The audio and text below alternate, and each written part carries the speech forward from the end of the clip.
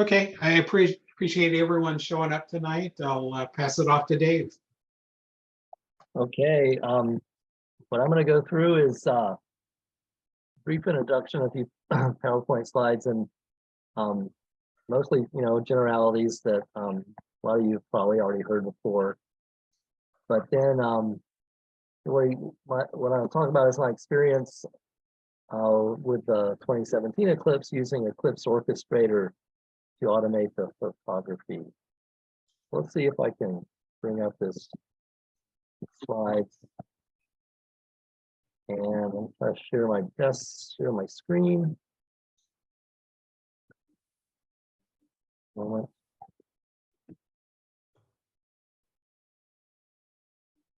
I see. Well, let's start with here's the slide deck. Can you see that okay? Yeah, we've got your whole screen. Great. All right, so we got the total solar eclipse coming up in April 2024. There's an annular eclipse in New Mexico in October, and this software and other software you can purchase is out there or get for free is really very, very helpful for getting pictures while letting you enjoy the eclipse in person. So why bother to learn all this stuff? Because there's a bit of a learning curve on setting this stuff up. Well, the main reason to me is that you learn quick enough that the solar eclipse happens really fast, and it's one time only to get your images. And all these different phases of the eclipse that are of interest need different exposures. There's really no way you're going to do the event justice in photography, if you're manually trying to snap stuff. The other thing at point 2 is that because everything's moving so fast and the track of the eclipse is moving from this, from whatever direction it's coming from, the timing of those pictures is dependent on your accuracy of your location. And this software and modern day cameras and computers are really set up to give you that accuracy you need through a GPS. And of course, you just want to have this camera running so that when it gets to totality, you can enjoy it and not have to worry about your imaging. So my experiences with Eclipse Orchestrator, there are other programs which I'll mention in a bit. But Eclipse Orchestrator is Windows-based. It supports a whole bunch of Nikon and Canon cameras, not the Astro cameras in general, built for DSLRs. And it controls the things you care about: f-stop, exposure time, ISO, whether you have a mirror up or not. Eclipse Orchestrator claims to can control up to 4 cameras. I think that's very ambitious for anyone to try, but I can see reasons why you would want to. You might want different fields of view. Might want to, try a different sets of exposure conditions. Reasons for attempting that, but challenging, I think, to execute. I found that the script wizard for setting up your exposure sequences to be really pretty good and relatively easy to use. I'm going to go through that and in some detail, and we can look at that a little more depth. I really like the fact that there is built into this software the choice of whether or not to use this audible warning, a voice prompt to tell you to take off the solar filter because we now reached totality here, and then now put it back on. That's really, really helpful because everything's happening really fast. I also found that the instructions supplied are really very well written. There's a lot of information there. It's really, really helpful. There's a free version of this software. There's also one that costs $109. The pro version, I don't know, depending on the camera you have, may or may not be absolutely necessary. For my camera, it was because I needed a serial port shutter cable connection, which enables you to take a lot more pictures faster. So I put this list of website references right up front so that I can make a couple points, but they're mostly there so you can look at them later. On this slide is the obligatory message telling everyone you must have a solar filter over your primary aperture, certainly your eyeballs as well, and camera lenses except during totalities. That's part of taking the filter off, putting it back on for imaging. Essential to this is locating yourself on Earth to get these pictures taken, and UVA has a great interactive Google map for that I will show a bit of. But mostly I'll talk about the Eclipse Orchestrator, which interestingly enough to me, the author is Fred Brunez from Lawrenceburg, Missouri. He wrote this software quite a long time ago, still widely used, and maintained at some level still by him, I think. There's some association with Daystar, which I'm not quite entirely clear what that is, but as far as where to go get this software, you go to moonglowtech.com as one source. There's some other references here as well, and definitely want to mention for those people who have a Mac laptop, might consider Solar Eclipse Maestro. I know that was used widely in the last solar eclipse and seems to be perfectly capable. I'm sort of PC centric here in this talk, but for the Mac people, Solar Eclipse Maestro would be good. There is another set of software I ran across called SetNC. Seems to be for Canon cameras only. But it probably works pretty well. I just don't know anything about it. So first thing I'm going to do, I'm just going to show you what I used in 2017 briefly. So here's my Newtonian reflector setup, 750 millimeter focal length Newtonian. I used a Styles Notes optical solar filter. This Super Polaris equatorial mount that I had just recently put a RA clock drive on. Bought a used Nikon D7000 camera, shoestring shutter release from Shoestring Astronomy and the software, and went at it on the front yard. And because we were lucky, there was a path of totality right through the St. Louis area, so no traveling for me farther than the front yard. It was remarkable. So I'm just going to whiz through the next set of slides to show you the outcome of all that. Initially, you get full frame, full image of the sun, and then through the partial phases. You can instruct it to take as many of these partial phases as you wish. You eventually get to the diamond ring part, more of that, and then corona becomes dominating. Then these other daily speeds and prominences showing up, and I will say that the software did what I asked it to do. If there's any fault in these images, it's my poor focus and/or settings not being adequate. But the software performed as is.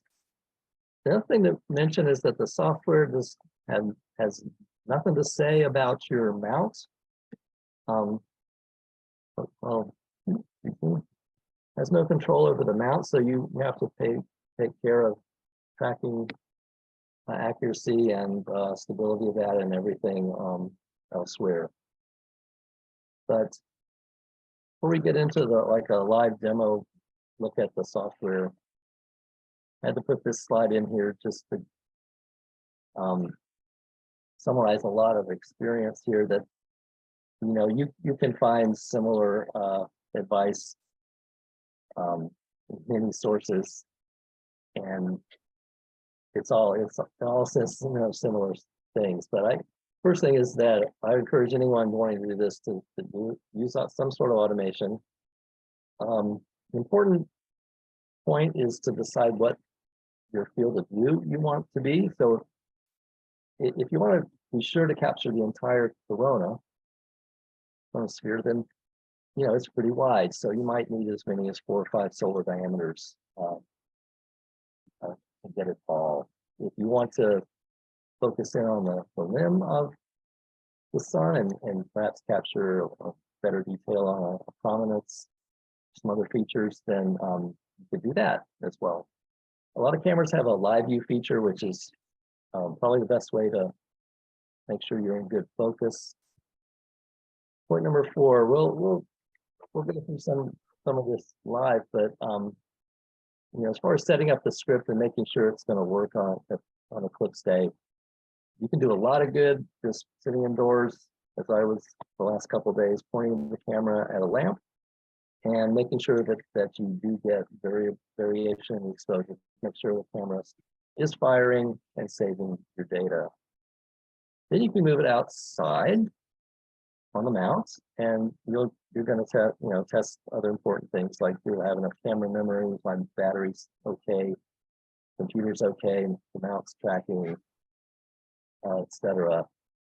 If you, since most of the time you're traveling, it's a good idea to test, do a test run or pack in the car, and even if you go a short distance away, make sure you can set things up remotely without leaving anything behind. And it will take a lot of practice to be confident that you're going to get this right on Eclipse Day. It's nothing that I think anyone could set up the day before or even 1 week before, perhaps, and pull it off. It's just a lot of complexity. So I'm moving now to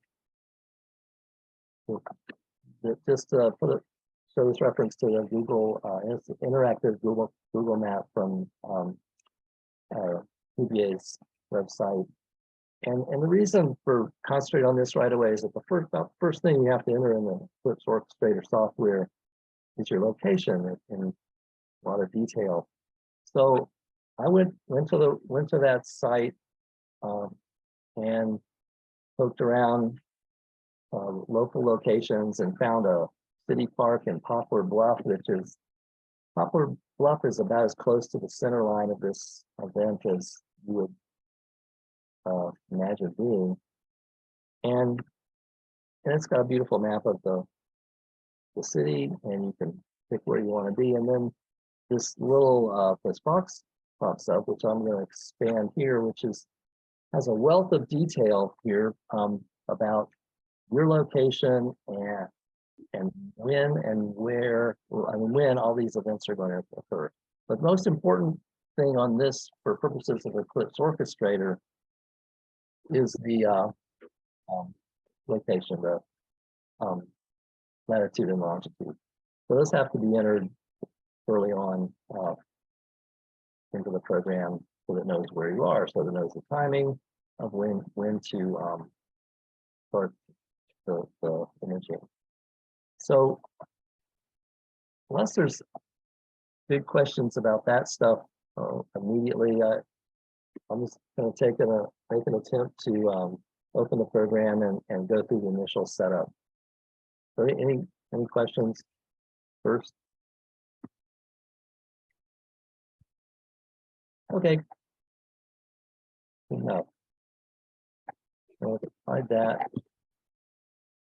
So at this point, I have the camera plugged in. I have my serial to shutter release box plugged in, and the USB cable. So basically, I can show this. There's always going to be two cables on the camera. Your camera may vary, could be different, probably will be different, but for the most part, it's very likely one of the 2 cables, one for the shutter release and one for just general USB connections. For cameras that have a GPS built in, which is a lot of new ones, that can be advantage. This camera does not have that, and it also does not have an autofocus lens on it. course, if your camera's using a telescope as a lens, that'll be the case. But many people use a 200 millimeter or so lens that might be autofocusing. You can interface with that. Okay, so with the camera plugged in and connected, and you'll know that by seeing the camera D7000 on your computer. I'm sure. You're Well, still sharing the presentation. oh, screen sharing is paused. I see that. Just a moment. You shared. Screen. Hopefully that's better. Yes. Okay. So when I click on the Eclipse Orchestrator program to launch it, and you do have to have the peripherals connected to your PC, your laptop most likely already. But once that's done, then the Eclipse Orchestrator goes and finds them and connects it up. So it's, you can see it's still loading information, loading. Not at least on my PC, not really fast, but after a little while, it loads necessary information associated with your location and the camera and whatever program, whatever script you have opening will include a lot of these, exposures that are going to happen. But let's start at the top. It starts out with today's date, which we'll move away from for the demo purposes, but that's today's date. It's got a script file that I've previously been working with. We'll go through how you know, in some detail how that was created. There's a script wizard for that works well. Here's the latitude and longitude I was talking about. Those are in there for Poplar Bluff, Missouri at this point in time.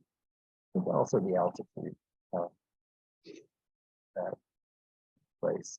A lot of other details about the location and timing are listed here, so you can make sure to show up in time on that day. You can see that this April 2024 eclipse is going to be happening right around the noon hour. So at a fairly high altitude, so 60 degrees or so initially, and then slowly falling. Those are the most important parameters to plan for. It's going to be somewhat fairly high overhead. So what really happens at this point is you've got these numbers to set things up. You've got your latitude and longitude is preliminarily.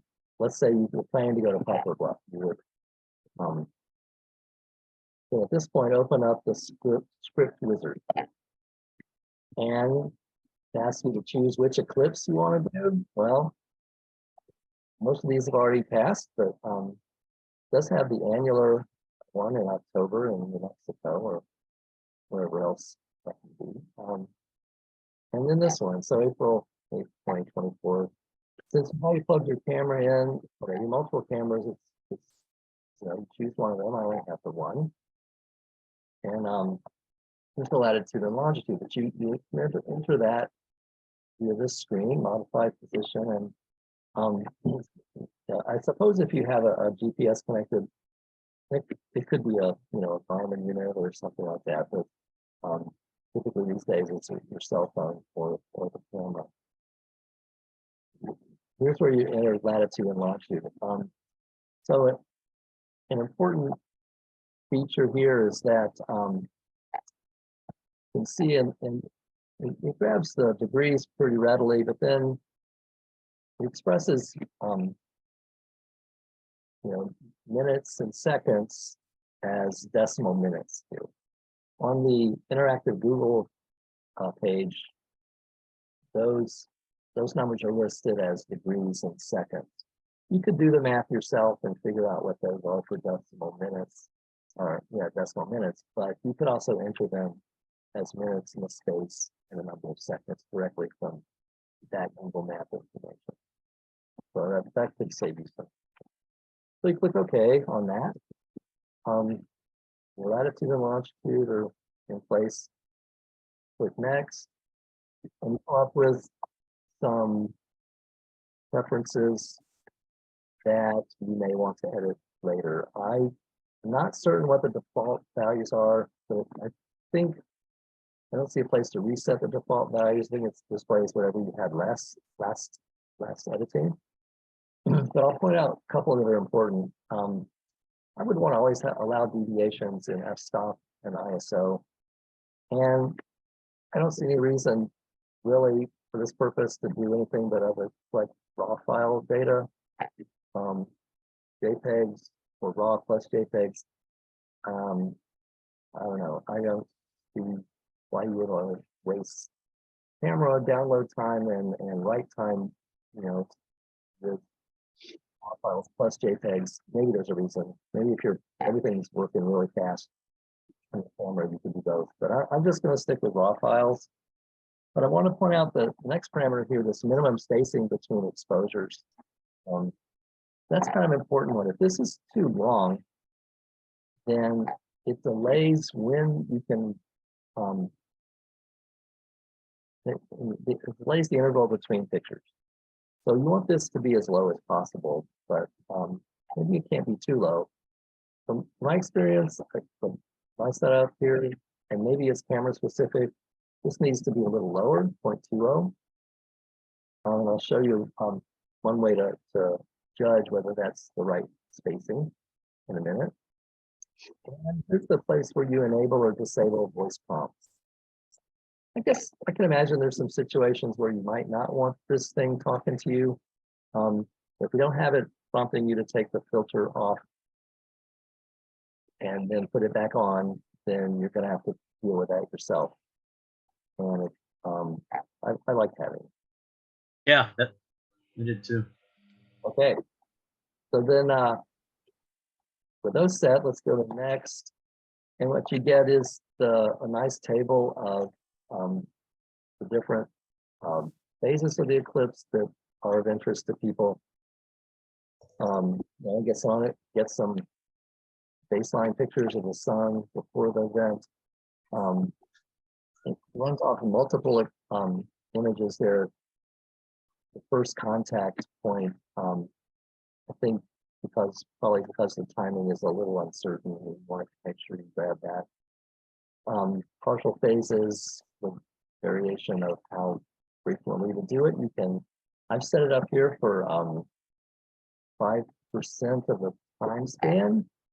I think the default was 1% of the magnitude, but I think that's too many pictures. So I with 1%, I can do it in terms of time.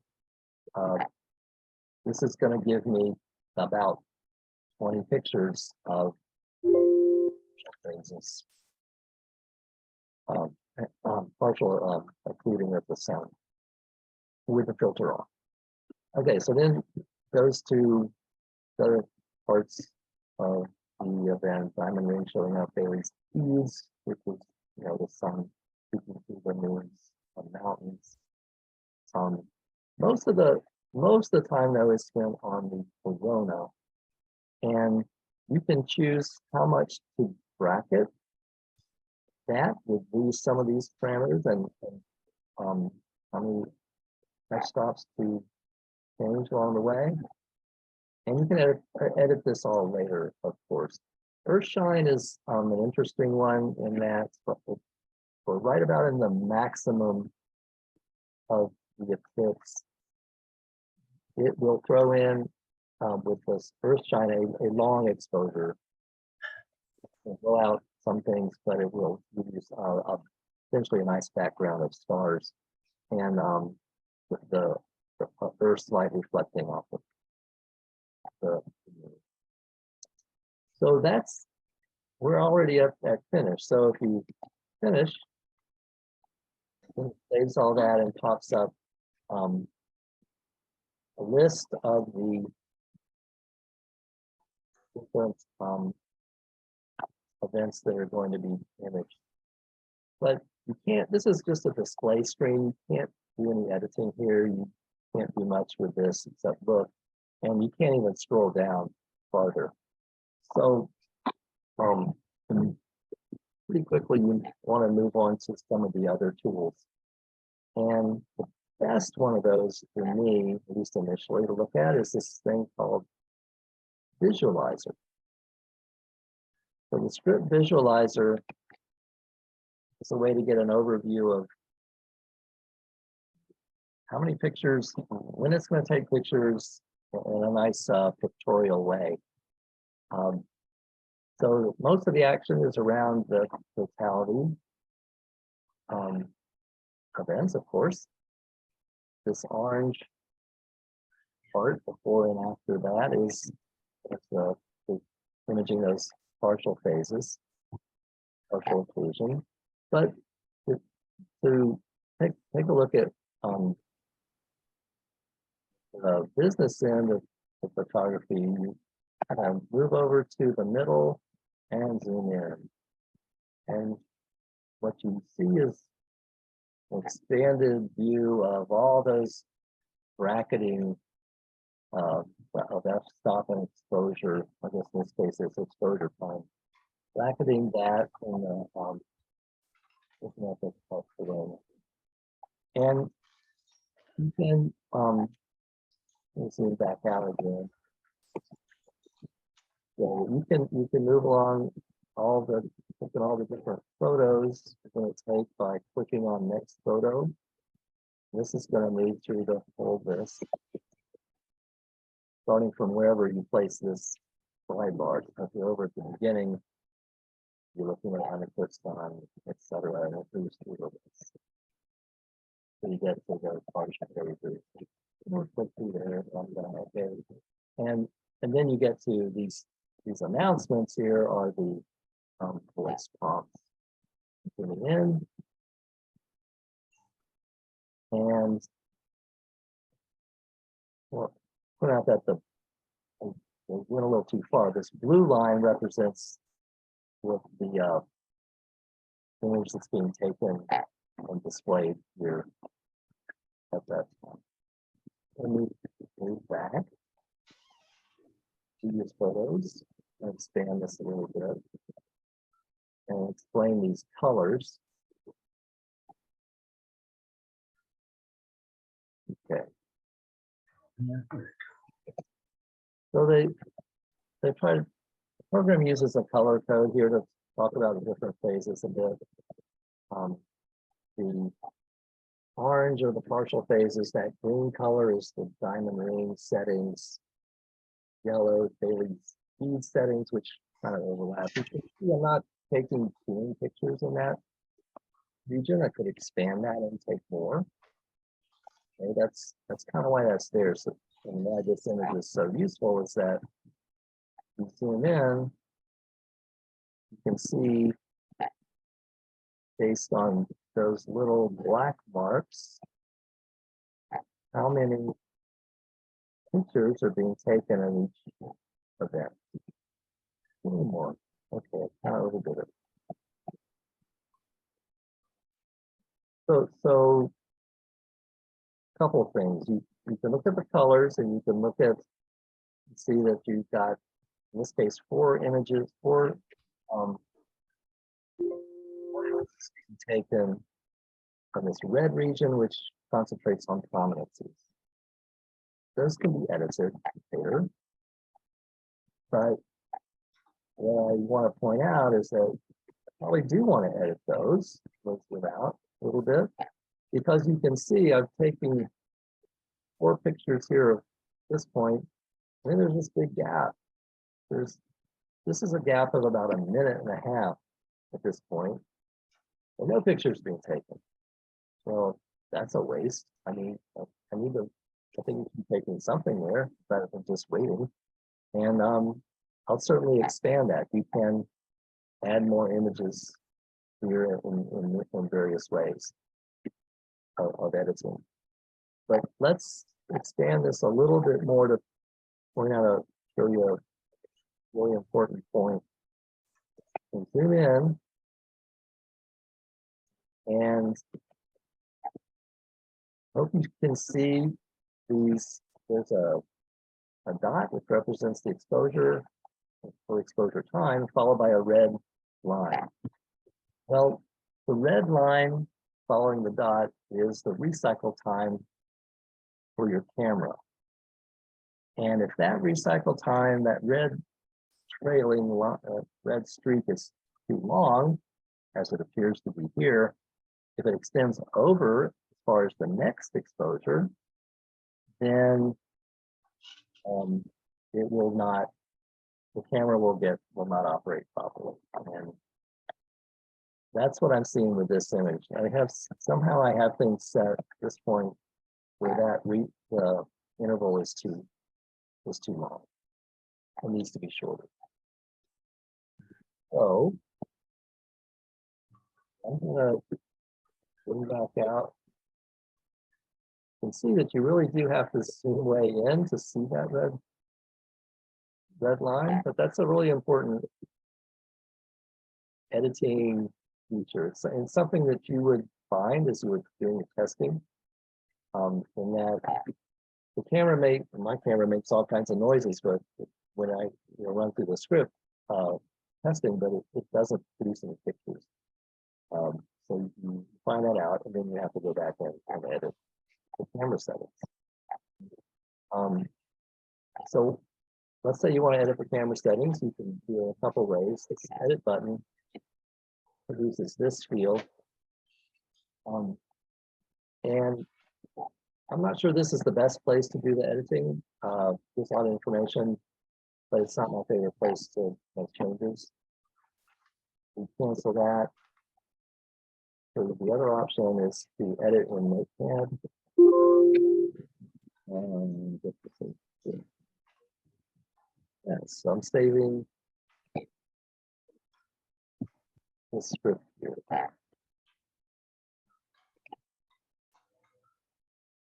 So a Notepad file, you can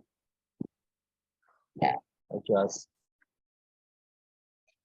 all these parameters. Edit these as needed. They're pretty much in order time-wise. And that is one way to do it. Let's close that.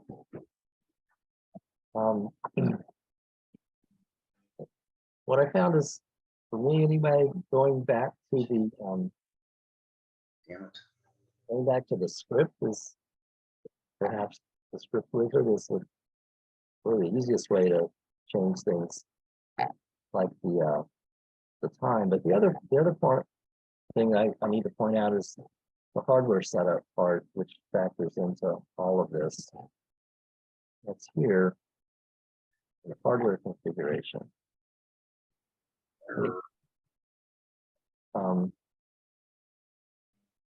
I entered the camera information, focal length.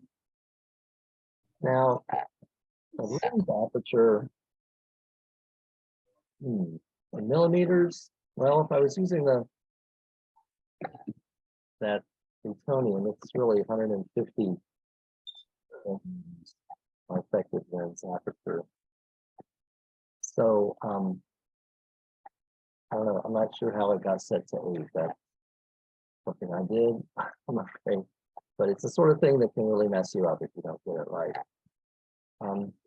Recycle time is directly related to that little red line, and on the visualizer. And when I had this to high a number, like at 0.4 say, you can really see that it was too long and we need to be shorter for the exposure.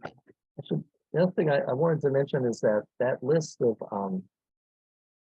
exposures through the different Eclipse phases, that was the default value that comes up in the program. I just went with that. I didn't try to edit that much ahead of time. Just wanted to show you what the starting point was. for this. And then you can choose to edit it from there, depending on your camera, depending on conditions, depending on a lot of things are your experience and what exposures work best for you. So changing lens aperture there is possibility. Changing shutter table settings is also important. There's a press time in milliseconds. That could be changed and might not be necessary depending on your camera.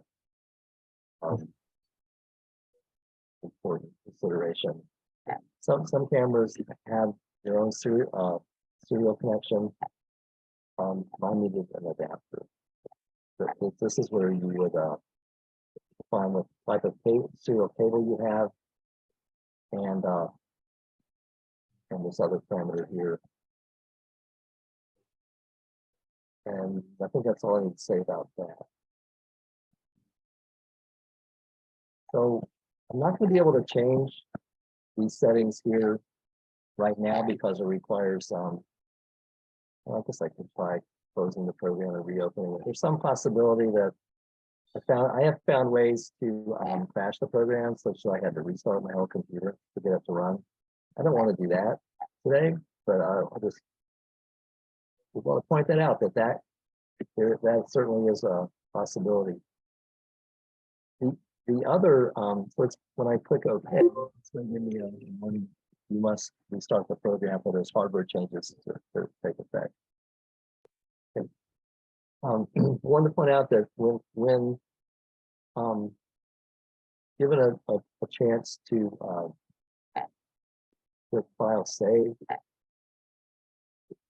or it will overwrite the existing program. It will overwrite your existing script without asking you whether you want to do that or not. So it doesn't have that user-friendly feature of making sure you don't overwrite stuff. So use the save as function liberally to make sure you save the later versions. So we go back to visualizer. Well, no, we're going to go back to the script wizard and see if I can make a change that will get rid of those red lines that I want to. And then I'll show a demo. So minimum spacing between exposures, hit that 0.1. Maybe that will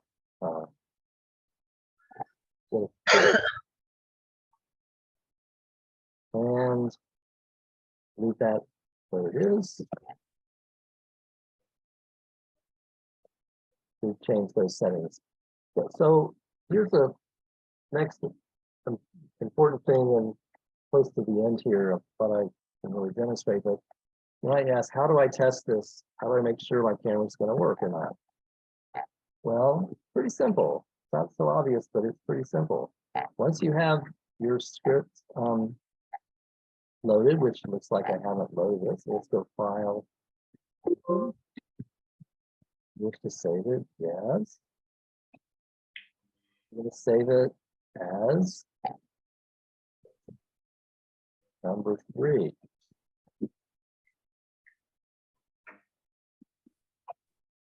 All right, so let's save that one. Okay, and then we'll open it up. You got your script, you've got the different settings there. How to test whether these are going to work or not is pretty simple. You either go to simulated time, which would be start at the very beginning of the script of exposures. In this case, the partial phases are going to last about an hour, and we could go through that, but we don't have time. So the simulated second contact starts at the the totality phases and gets you quickly to the critical time-dependent, time-sensitive exposures. So when I click on simulated second contact, you'll see the clock at the top start running to match the program time. So it says now the date, 2024, April 8th, we're at 18:55 and 84 seconds and a minute. 30 seconds. 30 seconds to go. Hopefully you heard the audio warning that you got 30 seconds before this. Filters off. Filters off. Going to take the filters off. And that's 10 seconds away, and I'll start the 10 seconds. 10 seconds to go. Here we go. So you can do, at this point, you're looking at the sky and hoping the camera will work. You can see it running through exposures, and it clicks on some of them. I'm not, it's right here. You've got some information about what the camera's doing, exposure time, and the p-value. And maybe you can hear it clicking away off to the side. And it's just going to keep running through these for quite a while because there's 4 minutes of totality in this particular location, pretty near the maximum. That's quite long. The last solar eclipse was only about 2 minutes, at least where I was, less than 2 minutes. So 4 minutes is a long time. There's an opportunity to get a lot of imaging done and a lot of observation. And so it's clicking away. I'm not gonna make you watch this for 4 minutes. Instead, I'm gonna stop it. The way I'm gonna stop it is to go back to location time. Just go back to real time. And now it stops with the testing of those settings. So not quite done yet though with the troubleshooting part of this, because what you really want to know is, did my camera take the pictures I asked it to? And the way I would do that is go to camera's memory chip. It's going to be here. I've got this very wide angle lens pointed at a lamp in the living room here. And what I want to do is open up the removable storage. I think it's in this folder, and see that I actually got some pictures.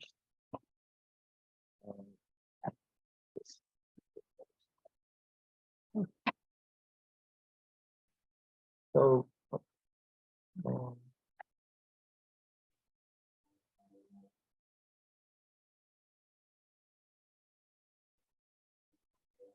I was doing some of this earlier, and then right now it's about 7:05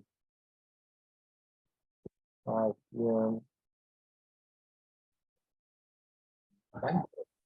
I'm going to say that based on these timestamps here, I don't know that I got a lot of pictures out of that last test. It's almost 8 o'clock. So either my clock is off. Well, that clock must be off because I had a set that I stopped around 4 o'clock, and then the set was taken. But what you want to do is go in and look at those images. I'm opening one up in a fault program, and okay, there's a picture of my lamp.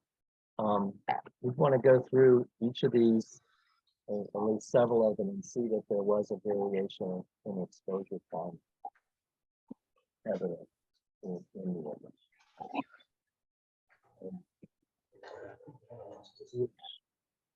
Which ones these are, so I can't really do that in a systematic way here in a short time, but maybe that was a little bright. So that's how you're going to know, at least in the living room, whether or not you're and software. So hide that away. At some point, this will also be a test of how much memory you are going to consume with your camera. And that's important consideration too. It's certainly possible to overload at least some cameras. So that's an important consideration. I think that's all the good stuff I have here to talk about.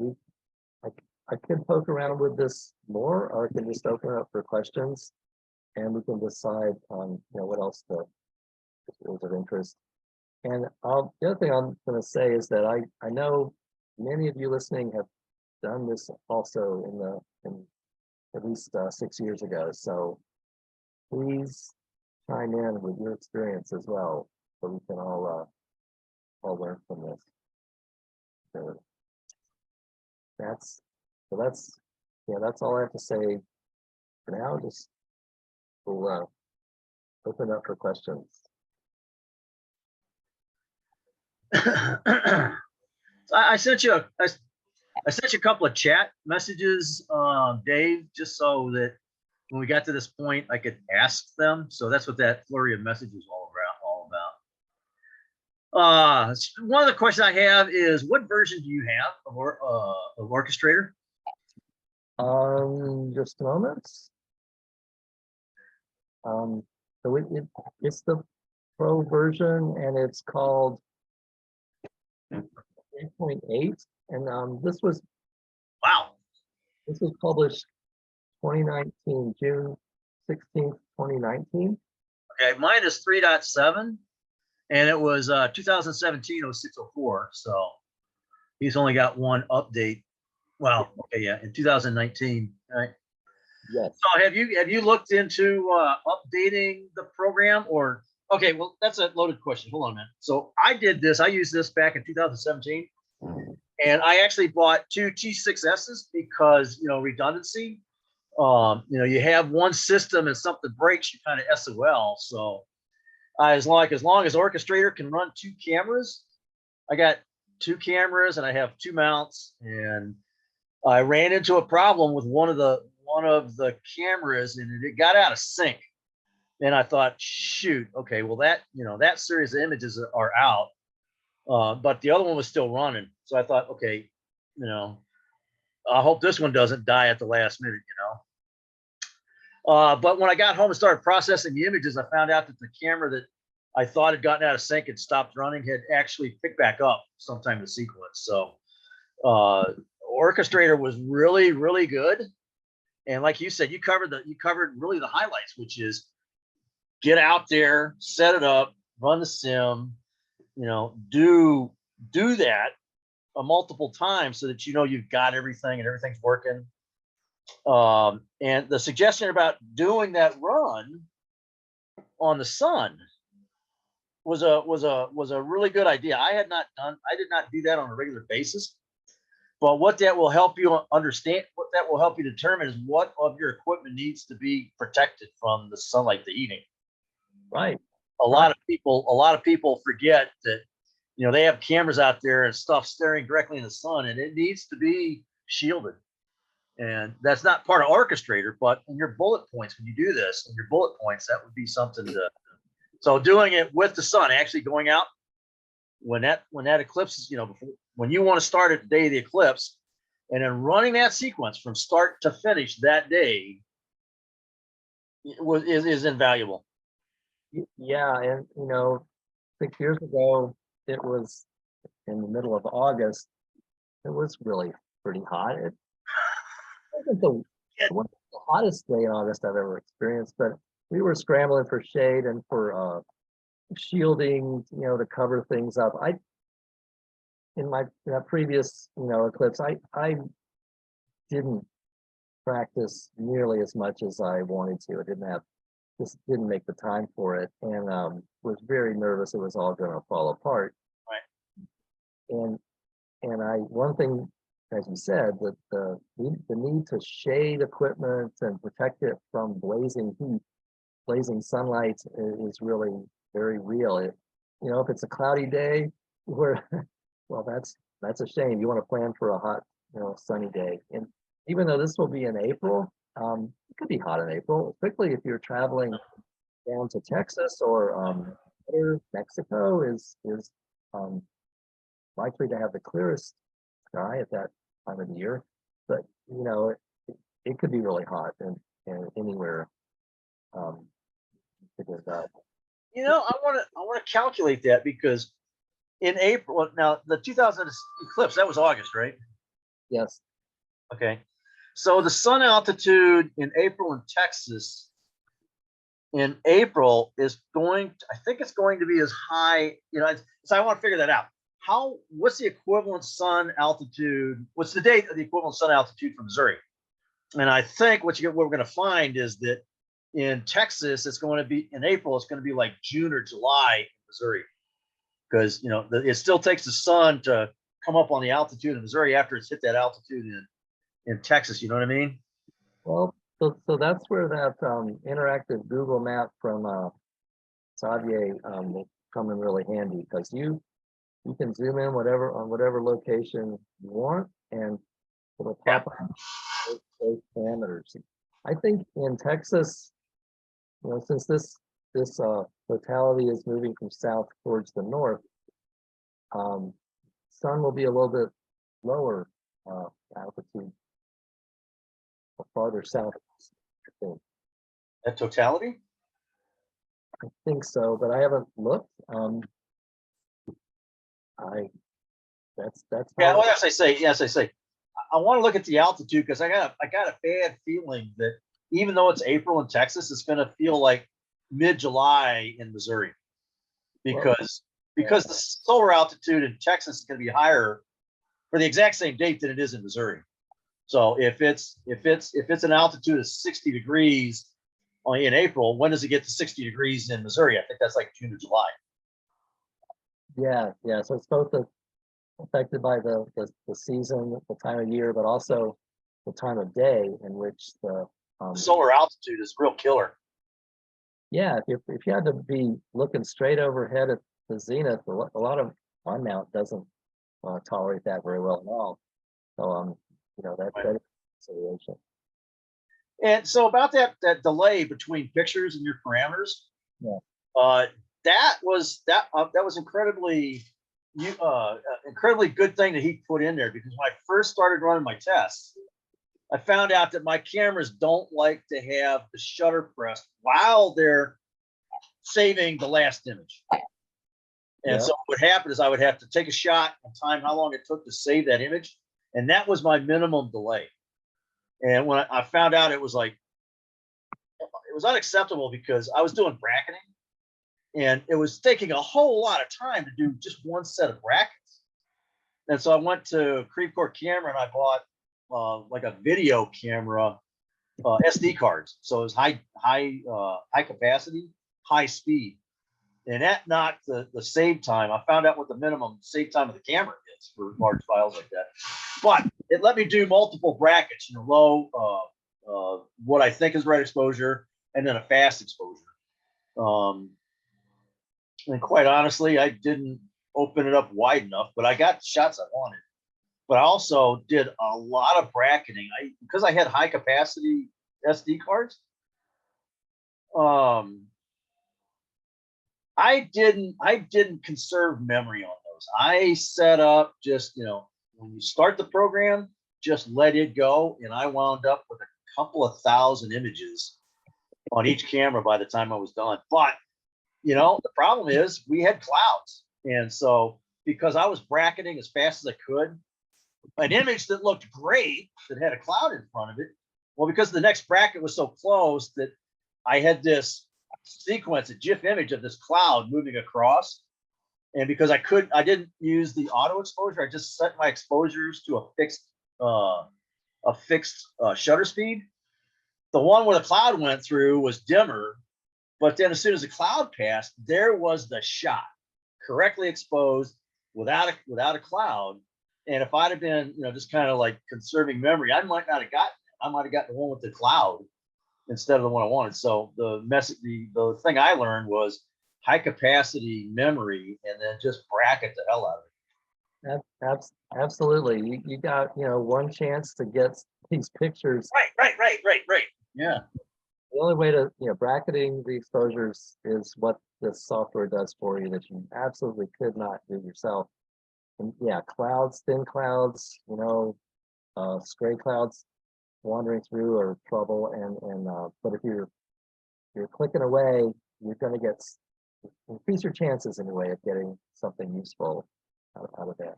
And also capturing the unusual, like the plane that flies across the face of the sun. I saw a couple of those images, and I'm looking at all mine. I'm like, damn, I didn't get one of those. Well, yeah, like her, had one of Yeah, those. that's right. Yeah, I saw somebody caught one with a space station in front of it, and I was like, man, that took some serious planning. Yeah. Well, so one thing I thought this software might be useful for, in addition to solar eclipses, would be for capturing events like a ISS transit over the moon or sun. And I haven't gotten too much farther with testing that out, but you can see at the top of, if I'm still sharing, yeah, Cyan, top of this display page, there's a thing called the emergency script. And that's for occasions where, I don't know, the weather went bad and you just want to have something that's going to run, that,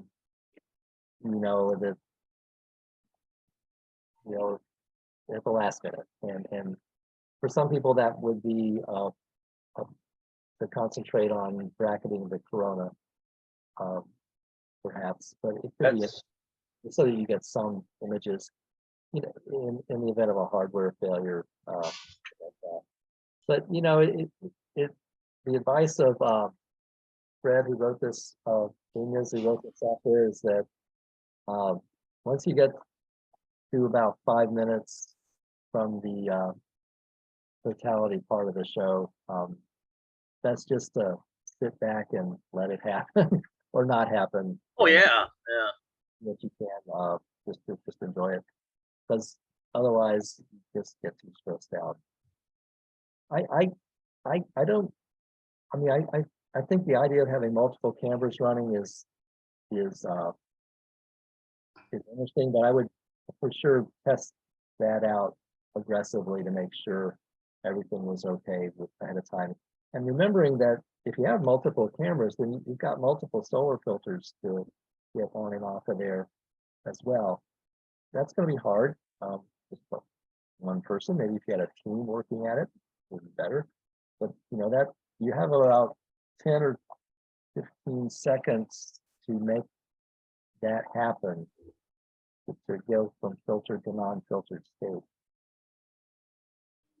Yeah, so I can tell you about that. What I did is I made I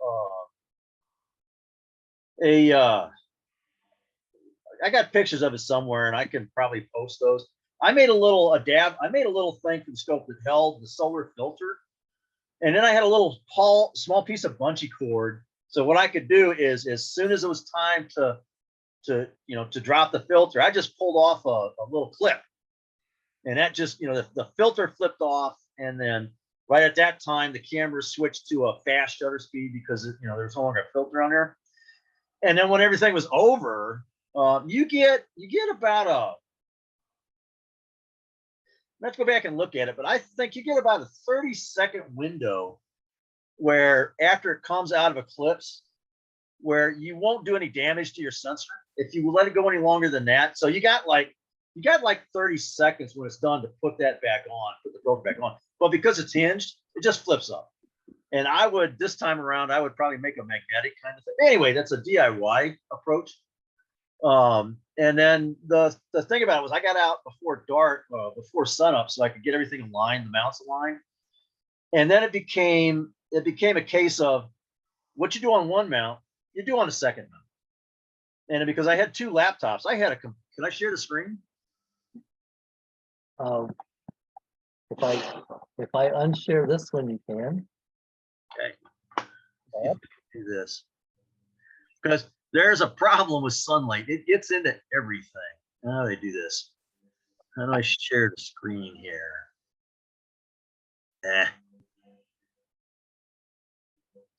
used to do that. Oh yeah, there it is. Share screen, and I want right there. All right, yeah. So the problem I ran into, Dave, was unless I had some kind of all-inclusive cover, I couldn't read my screens because the light hitting me was being reflected off my screens. And I was like, I had a devil of a time, working the two computers because of the light. I mean, I've got a great light shield here, but it's like, that's something to be careful of. Did you run into a problem like that where you had trouble with your screen? No, but only by, I was just lucky. I had an old cardboard box that fit well enough over it that I covered everything up and I could see just enough. But that's a really important point. It would be kind of foolish to go do your test runs on a cloudy day, or even a light haze day, and then find out that when it's good conditions and sunny, you couldn't see what you needed to see. That's part of the testing, I think, as you point out, because if you don't get out in the field and learn what's going to happen. Yeah. So, yeah, I really liked Orchestrator and the fact, I think Jack asked if it needed interconnect connection, and that was no. That was a big point. Is I want to be absolutely sure everything I was running didn't need an internet connection. Yeah, there's a lot of eclipse chasers who are out in the ocean, for some of these, or they're in North America and the boonies, easily end up in Nowheresville with no internet. That's right. Although, I think almost all smartphones today have some kind of Wi-Fi. What's that called when they act like a Wi-Fi source? Hotspot. Who? I can imagine being, somewhere very remote and needing to have everything just local right on the. Yeah. A hotspot. Yeah, they can act like a Wi-Fi hotspot, but you still have to have a cell tower. Right. So you're right. It's kind of like shut off your Wi-Fi and don't connect to Ethernet and see if your stuff still works. Right. So another point I wanted to make, I forgot, is those images I showed of the series of pictures, series of eclipse segments. I didn't do any post-processing of those because I didn't know how. I'm still not really sure about how to do that. What you saw was just raw data, and there I saw a lot of stuff that had I had more exposures, had I had more experience, that heavily bracketing will give you an opportunity to really create something nice in post-processing. That's what I was going to ask about. So you got like 7 or 8 bracketed exposures of different lengths and a bunch of pictures of the prominences. And you want to do like a HDR composite with those. That seems to be the most popular thing. Would you just pick the best image of each one of those exposures and try to do the composite with that? Or you do some kind of stacking of all the images of one exposure and use that? Great questions, Mark. And I am not the one to give you the answer to that. I can say that, when I was looking over the last, in 2017, after the eclipse and seeing what people were publishing, it was mostly, what I saw was mostly in Photoshop. And I don't know anything about Photoshop, sadly, but those sorts of tools are what were used to create nice composites. It looks if you use the default bracketing settings, more or less like I displayed, with 4 minutes of totality, you're just going to have a wealth of of images to pick from, of a wide range of exposure conditions. I think you'd have a lot of fun putting them together in various ways, composites of any sort. And bearing in mind that those images are changing over 4 minutes of time. If there's high clouds, you may decide that only the best ones, the only usable ones were the first minute of totality. So that's really going to be maybe the subject for a future meeting by people who really know how to handle those sort of data.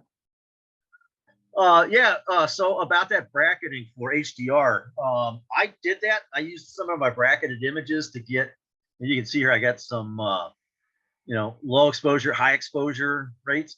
And then I can't find the one that Bill Newbert did for me, but this was my first attempt at using HDR on these two here. So you're right. Oh gosh, there you go. I'm sorry, cat's puking. Anyway, so yeah, it's an absolutely viable process, and there are tools out there that let you do that. Bill, you still there? Did Bill leave? Yes, nope, sorry. I was Oh, muted. all right. So I can't. I gotta find those. I'm not sure where it's at. So yeah. So you get some good HDR results on the prominences. It's a great tool. I don't remember what did you use, Bill? You were using something that really. I used Adobe Lightroom. Okay. Yeah, that worked really, really well. There's a really nice video on YouTube that explains how to do it. It worked very well. Thanks. I gotta go pick up cat puke here. Hey, Dave. Yep. When you set this up, you set your camera at manual, correct? Yes, that's very clear in the instructions from Okay. the software. You want to put it on manual mode, and then after that, you have a choice of kind of at least with my camera, the standard mode for photography, which has the mirror down until you take an exposure and it flips the mirror up.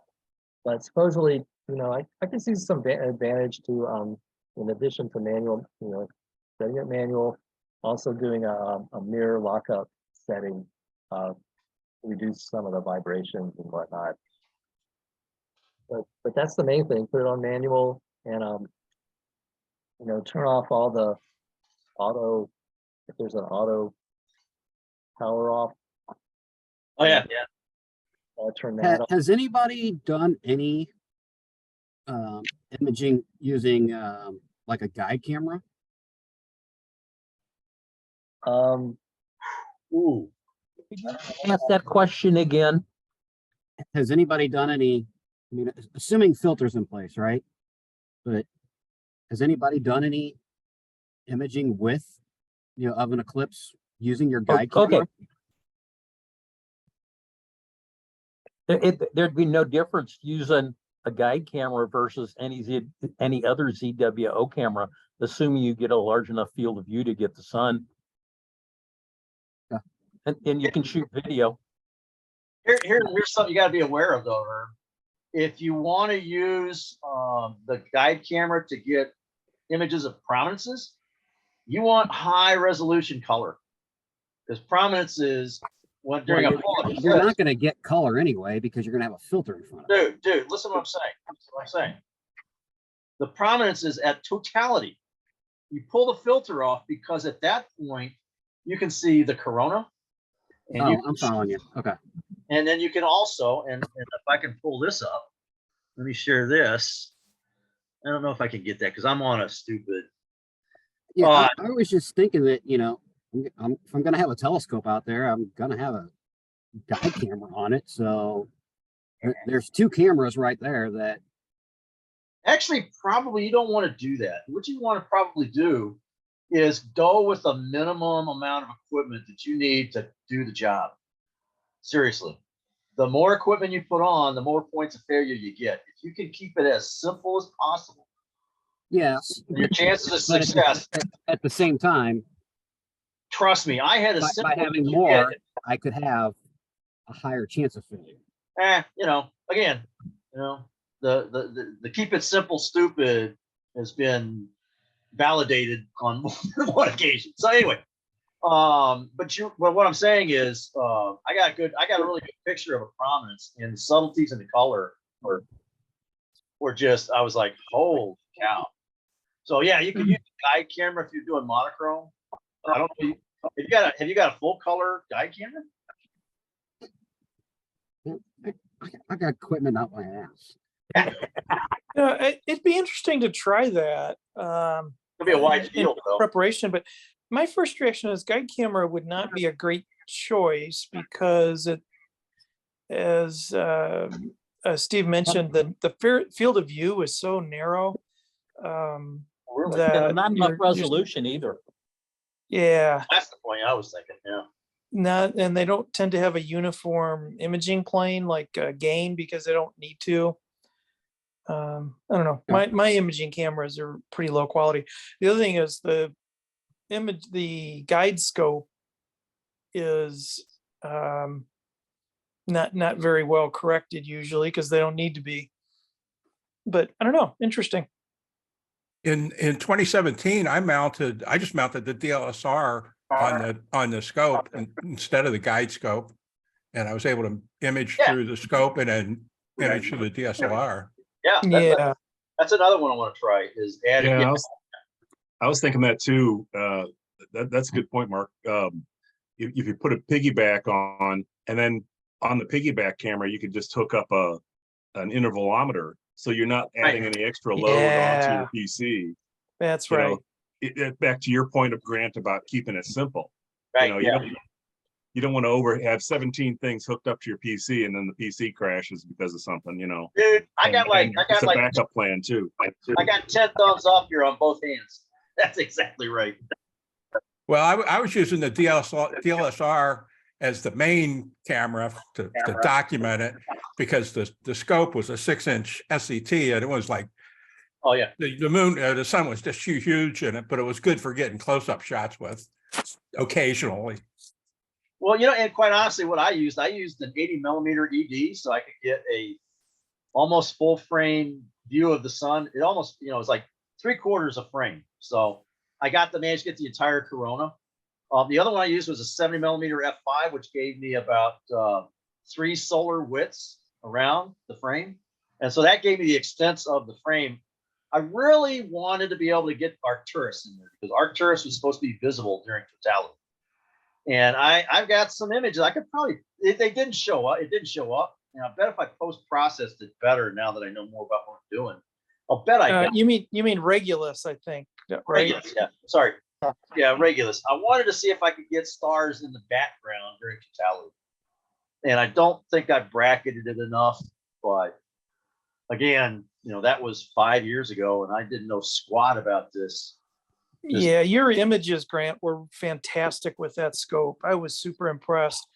I'm excited to try it with my 80mm this next time. I used a 300mm focal length lens. I'm going to use the 384. I think I'll have about 400 this time. Right. So you don't want to use an 8-inch Schmidt, F10 Schmidt, unless there's some interesting sunspots. And that was another cool thing. There were sunspots that day. And by doing the intervalometer, like you got an intervalometer with Orchestrator. I got a number. In fact, I got so many damn images that I looked at and I'm like, I can't choose which one I like the most.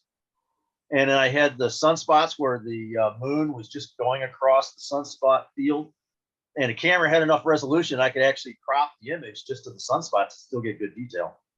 So yeah, you want a wide field of view telescope and then a camera with enough resolution and speed and then plenty of memory. Those to me, yeah, my bullet points of priorities, those rode right to the top after it was all said and done. And the top one, Dave, is practice, practice, practice. You don't want to get out there and find out that you're missing a cable or, I know another guy that doesn't do any of that. He went out and he didn't get nothing because he thought he could just set it up the day of the eclipse and get what he wanted. Oof. My rule is don't do anything on eclipse day that you haven't done 10 times already. Thank you. Yeah, Absolutely. There you that's go. a really good idea. Hey, great one, Mark. Yeah, because my tendency is to want to tinker and fiddle, and I had to just really suppress that, and it was hard. Really hard. Well, you got a good point, Dave. I did a whole lot. Well, that's because I did a whole lot of that to try to figure out what's going to work best. There's just a lot of tinkering. But by the time I got everything where I thought it was, I made a checklist, and then I made a step-by-step setup list, and then I had config files all set up so that you're right. There was no tinkering. It was just follow the plan, execute the plan, come back with a big smile on the face. Yeah, and I think if you practice it well, enough,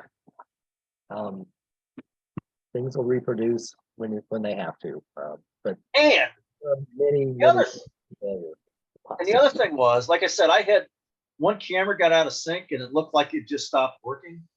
So rather than start freaking out and getting all frustrated and try to solve the problem on the one camera, I just says, okay, the first one's running fine.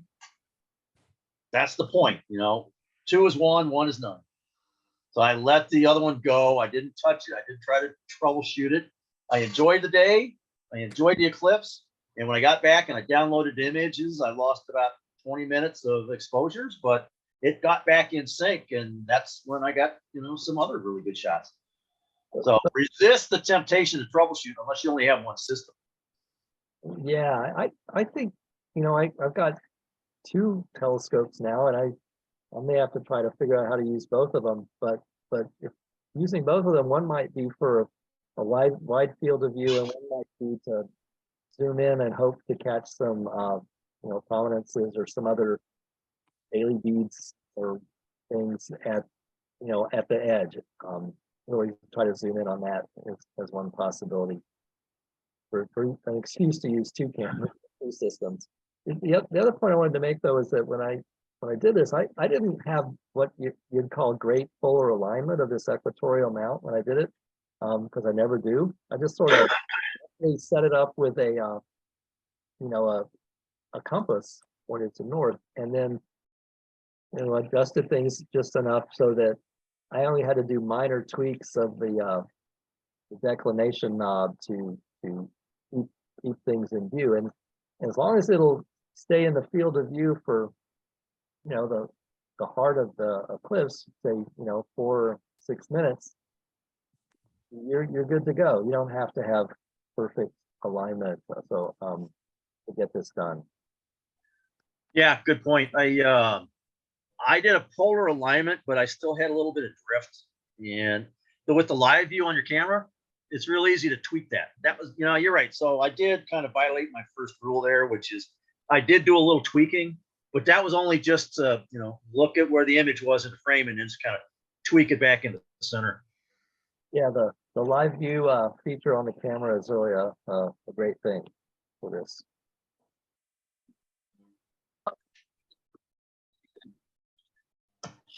That's a good point too, because as things heat up and cool down, that's going to change your focus somewhat.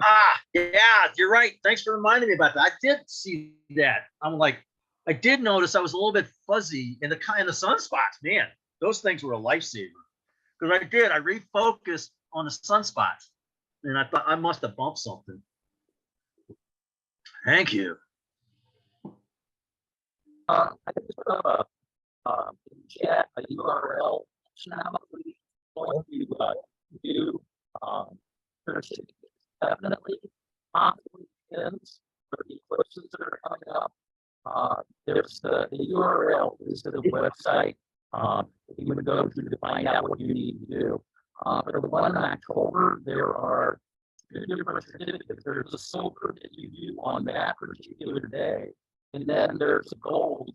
And they post the gold and say you need to work on it for at least 4 months. And the purpose in the gold is to determine the source for the eclipse. Where the moon is and that sort of stuff.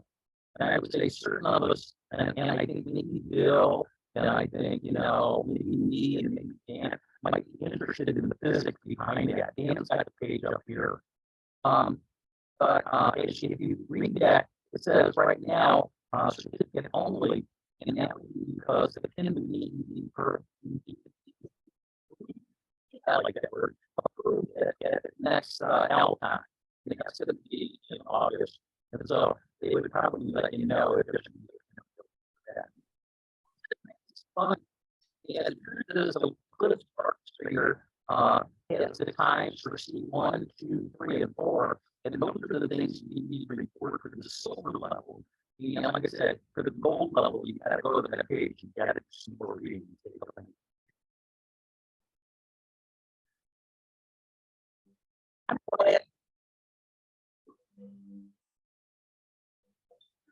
Did Steve? Grant? I'm sorry. I didn't hear. I did. You sound like you're breaking up. I don't know if that's probably my system here. I guess. Oh, well, I'm using the same stuff as always. Yeah, your audio is not very good, Steve. Okay.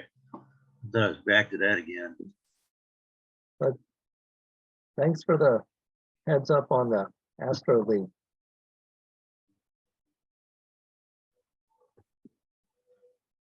Any other questions on the eclipse stuff for tonight? No. Hey, Herd, you still there? Yeah, I'm still here. Here, check this. Okay.